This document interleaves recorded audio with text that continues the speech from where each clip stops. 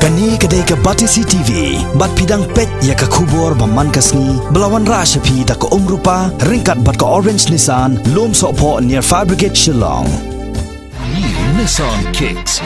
Bookings open now. Menteri kena ke Sarkar Pedang ubakmi ya ketnat ki kampo yeng. Nityanan Rai hakakat kendai terik mentau benar risau arajak kendai. Ula pli ya ke jelang jong ketnat cipai Assam Rifles ya ke bala pelong haka headquarter jong ke Directorate General Assam Rifles Shillong. Kani ke dikasian ke banding kong aba uniu menteri kena unwan jengo ya kani ke cekat rekam jong kani ketnat cipai. Kabadan ya ke cekat rekam jong ka haka ni kenong ba Shillong. Uniu menteri kena jong ke Sarkar Pedang ulai sementaru haka jelang jong ke Sainik Samilan kabala long kerpang haka ni kesngi. Habakran haka jelang Nityanan Rai ulayaro ya ketnat Assam Rifles kabaran ya kebenta kabakrau haka banyada ya kijaka kapot jong keri badru banyarap haka beidai baki skim baper jong ke Sarkar haki jela jong kani kathan cetila mingi haka juga por ula ajing ro ya ketnat halor kajing syakri jongka haki jaka kapot kumha Vijayanagar Arunachal Pradesh bad kijaka nongkendong jong ke Nagaland bad ke jela Manipur. Haka ni jelang haka ni kesngi layok jingkeren ru now Lieutenant General Sukdeep Sangwan ubalong Director Jongketnat Assam Rifles ubala pensengau sya uniu menteri kena ke Sarkar Pedang haka bede berki kamyada Jongketnat haka than chatai lamingi bat kiwe de ki jingnon kam.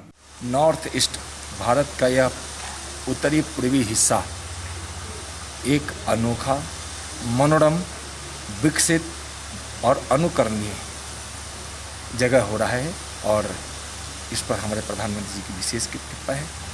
Assam राइफल्स के आज सैनिक सम्मेलन और commanders meeting में मैं यहाँ आया था और बहुत ही असम राइफल ने एक मित्र बनकर नॉर्थ ईस्ट की सेवा की है और एक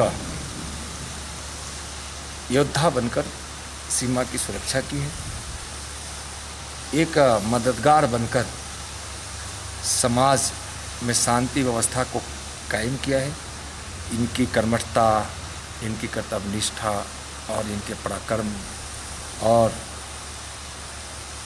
इनकी विनम्रता भी और अनुशासन भी अनोखा है, जिसके बल पर पूर्वी उत्तर भारत को बहुत कुछ मिला है, बहुत कुछ मिला है।